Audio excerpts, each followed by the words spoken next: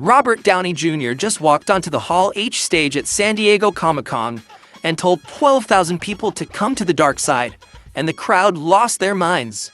Because this is not Tony Stark asking you to join a team.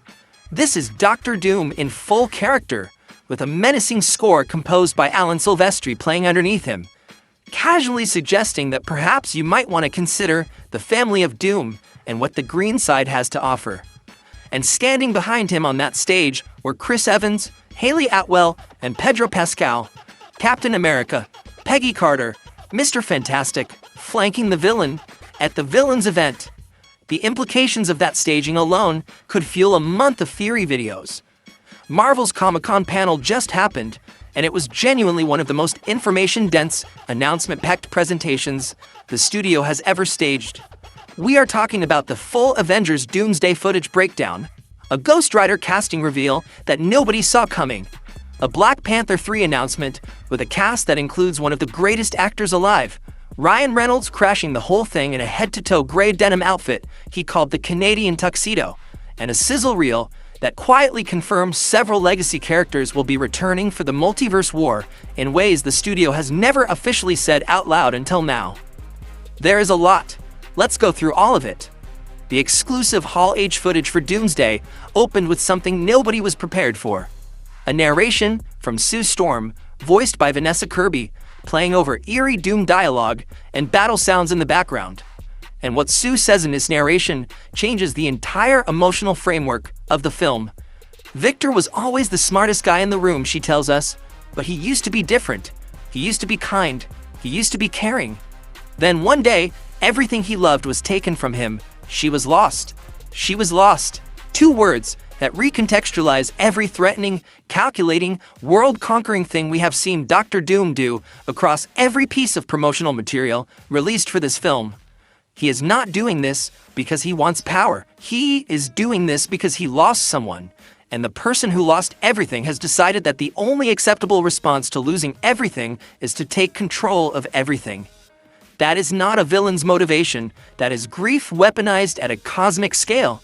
And the official promotional artwork that showed Doom staring at a cracked world while holding a figure suddenly makes perfect sense. That figure is his wife, and the cracked world is the one that took her. The incursion that killed Doom's family is the wound underneath every single action he takes in this story. And that wound connects directly to Steve Rogers' choice at the end of Endgame. The cascading timeline consequence that the trailer hints is the specific incursion responsible for his loss. Victor Von Doom is not a conqueror. He is a widower with access to forces that could unmake reality. That is a much more frightening thing. The polished footage shown in Hall H confirms several things the earlier trailer hinted at without committing to. Dr. Doom reanimating fallen Sentinels using what appears to be a combination of technopathy and mystic arts, not one or the other, both simultaneously, which is the specific combination that makes him impossible to prepare for, because you cannot design a defense against a threat that operates on 2 completely separate technical systems at once. And the 360-degree camera shot, the one wrapping around a coalition of multiverse heroes standing shoulder to shoulder, is confirmed to be real and spectacular. The Avengers circle shot from the original 2012 film is one of the most iconic images in superhero movie history. This version is bigger, more populated, and carries the weight of everything that has happened to these characters since that moment. It is the show acknowledging its own history, while announcing that the stakes have moved to a completely different level.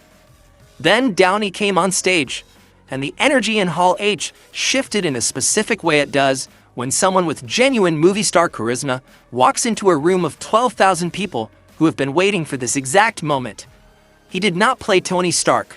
He was already in character, the delivered authority, the fate continental edge in his delivery, the villain's absolute certainty that what he is offering is better than what you currently have. Come to my team. Consider the family of Doom. Join the green side. It was funny and it was threatening simultaneously, which is the precise tonal balance the character requires.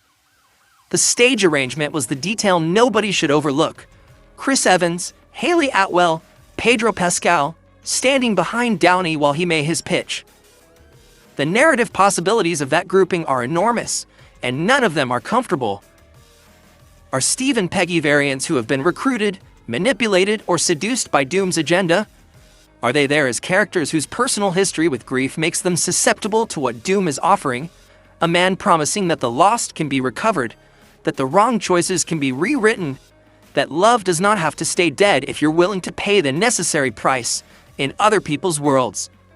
Or are they the resistance? People who understand Doom's grief because they have carried their own and have chosen a different answer to the same pain. The prop costume display at the booth gave us the closest look yet at Doom's actual suit design, and the runes on the arm guard are the detail most worth examining. Marvel has confirmed these are not cosmic artifacts or ancient relics. They are personal.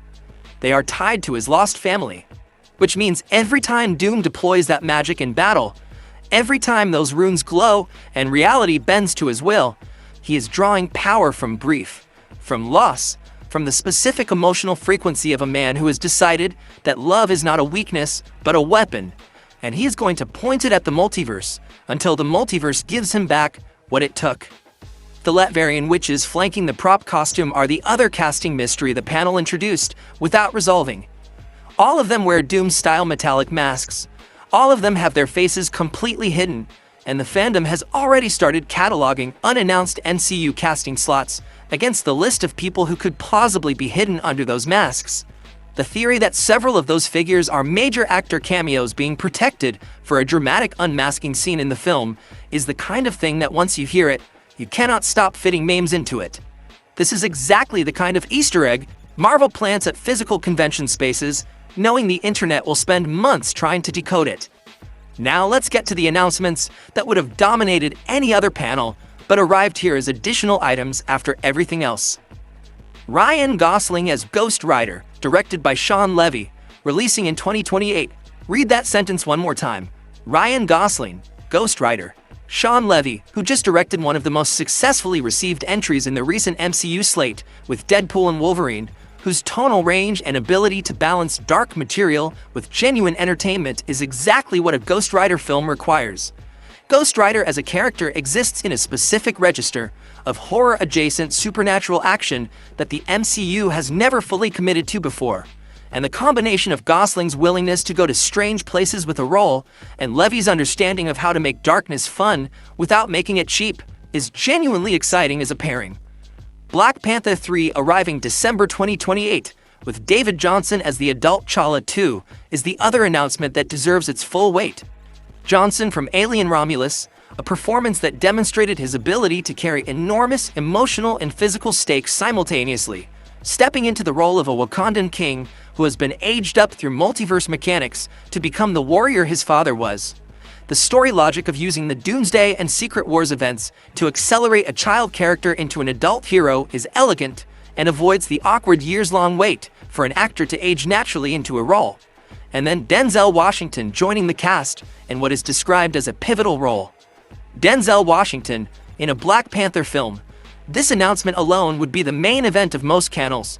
Here it arrived as part of a sequence that also included Ghost Rider and Doctor Doom and Steve Rogers on stage with a villain and Ryan Reynolds in gray denim.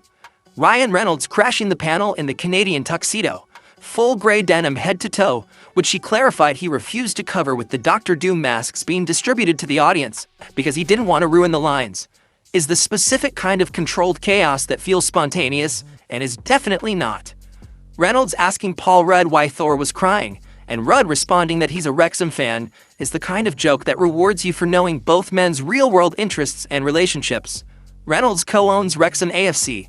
The Wrexham joke landed because it was real information wrapped in absurdity, which is the exact register Reynolds operates in best. The sizzle reel is where the panel made its most significant implicit announcements.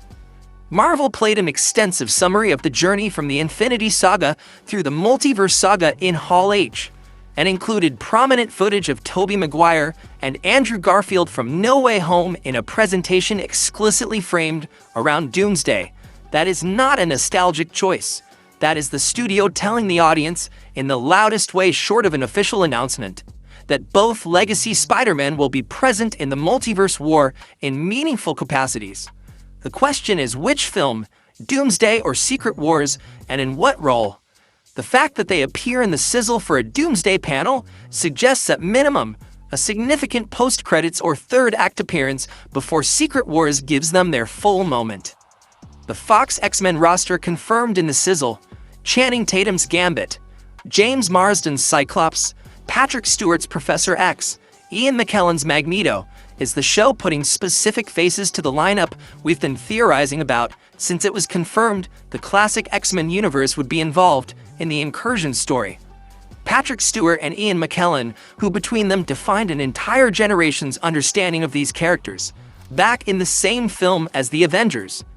That is the full promise of what a Secret Wars or Doomsday level event can deliver when executed with genuine ambition. The Hawkeye focus in the sizzle reel, specific emphasis on Clint Barton aiming his bow at Loki from the 2012 film, is the kind of very particular editorial choice that does not happen by accident. Of all the footage available from the Infinity Saga to include, they chose that specific moment. The theory building around it involves Hawkeye being drawn back for one final mission connected to Loki's current role at the center of the multiverse. Clint and Loki have history that is both hostile and strangely personal. If Loki's position at the timelines requires someone from the original Avengers roster to act on his behalf or respond to his warning, Barton is a genuinely interesting choice for reasons that go beyond nostalgia. Vision Quest, as the concluding chapter in the WandaVision trilogy, is the streaming announcement that closes a loop the MCU has had open since WandaVision first aired. The emotional geography of that story, loss, constructed reality, a woman trying to rebuild a version of love that can survive actual reality, resonates with everything Doomsday is doing at the cosmic level with Doom's motivation. Vision getting his own chapter to close out that story, before the multiverse war forces everyone to operate on a larger scale, is the kind of character service that makes a larger universe feel like it has actual room for individuals inside it. The Endgame Encore re-release with 7 minutes of reintegrated footage and exclusive first-look Doomsday material attached is the marketing mechanism designed to put Endgame back in theaters and in the cultural conversation in the months before Doomsday arrives. Seeing the film that introduced the time travel mechanics, that brought the original Avengers together one final time, that killed Tony Stark, in the same theatrical context where Doom is about to walk in wearing Tony's face, that is not an accident. That is preparation. The studio wants you freshly grieved by Endgame when you walk into Doomsday. They want Tony's absence to be recent and raw, because that is exactly when Dr. Doom's face will do the most damage. This panel set up a multiverse war story that is anchored in something smaller and more human than any of its cosmic mechanics. A man who lost the person he loved and decided that was not acceptable. A hero who tried to have a quiet life and accidentally ended a world.